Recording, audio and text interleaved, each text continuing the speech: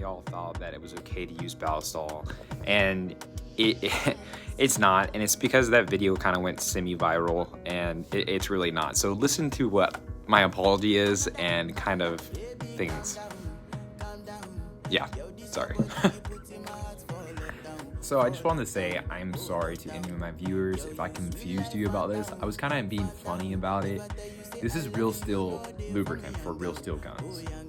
The airsoft version of anything should not be used with mineral oil. Petroleum-based oil will wear out your O-rings, it will dry it out.